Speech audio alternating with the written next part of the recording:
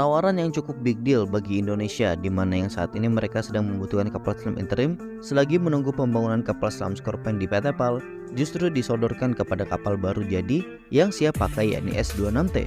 Kapal selam S26T merupakan kapal selam buatan Cina yang lebih dikenal dengan Yuan Class. Awalnya kapal ini dibuat untuk pesanan Thailand, namun karena hasil jadi tidak sesuai di atas kertas, maka Thailand menolak untuk menerimanya. Sampai dengan saat ini belum ada keterangan resmi dari Kementerian Pertahanan tentang bagaimana kelanjutan dari tawaran ini. Sepertinya pertimbangan sedang dilakukan dan kemampuan serta spesifikasi kapal sedang dikaji oleh pihak terkait. Dalam track recordnya, tidak jarang Cina mengecewakan pelanggan yang sudah mau mengeluarkan banyak biaya untuk membeli alutsistanya. Contoh saja Pakistan yang menjadi sahabat dekat Indonesia dan teman baik dengan Cina. Pakistan banyak mengakuisisi alutsista buatan Cina dan hasilnya banyak yang tidak sesuai harapan. Sebuah laporan dari The Economic Times tahun lalu, ekspor senjata Cina saja mengalami penurunan signifikan dikarenakan kualitas persenjataan negeri tirai bambu yang sangat buruk. Meski Pakistan merasa puas dengan kemampuan berbagai alutsista dari Cina, namun mereka juga masih mengharap adanya suplai lagi dari negara barat. Dalam beberapa kasus, alutsista Cina bukan di bawah standar lagi alias buruk. Seperti kapal selam Pakistan yang dibeli dari Cina, Hanwha Class terdeteksi malah menggunakan teknologi lawas peninggalan Uni Soviet. Unit pertama Hanwha Class yang pembuatnya didasarkan pada desain Yuan Class di galangan Wuxiang Shipbuilding terlihat menggunakan baling-baling khas kapal selam era Uni Soviet. Bila baling-baling yang banyak dibuat dengan maksud mengurangi kebisingan, justru gagal karena baling-balingnya menggunakan desain Soviet yang bahkan sekarang Rusia pun tidak menggunakannya lagi.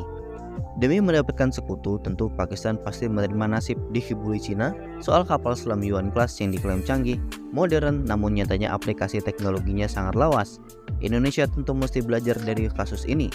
Tentu, hal ini menjadi kancah perbandingan bagi Indonesia bahwa menolak kapal selam Cina bukanlah sebuah dosa. Kemampuan operasional, keselamatan prajurit, kecanggihan teknologi, kekuatan struktur kapal, ketahanan mesin, kebisingan yang ditimbulkan, persenjataan yang digunakan, ini semua patut diperhitungkan sehingga keputusan yang bijak bisa diambil. Meski demikian, perlu diingat bahwa pembelian alutsista memang melibatkan banyak faktor yang kompleks. Sebagai negara kepulauan terbesar di dunia, Indonesia memiliki kepentingan besar dalam menjaga keamanan maritimnya. Oleh karena itu, peningkatan kapasitas angkatan laut, termasuk melalui akuisisi kapal selam canggih, menjadi prioritas penting bagi Indonesia. Tawaran Cina untuk menjual kapal selam S26T memberikan peluang bagi Indonesia untuk memperkuat armada kapal selamnya dan meningkatkan kemampuan pertahanan bawah laut. Tapi sekali lagi, bahwa pembelian kapal selam dari Cina juga dapat mempengaruhi dinamika hubungan Indonesia dengan negara-negara barat, terutama Amerika Serikat ataupun negara Eropa lainnya, yang juga merupakan mitra penting bagi Indonesia dalam bidang pertahanan. Oleh karena itu, keputusan untuk menerima atau menolak tawaran ini harus diambil dengan hati-hati, memperhatikan keseimbangan antara kepentingan nasional dan juga hubungan internasional. Nah, bagaimana menurut kalian?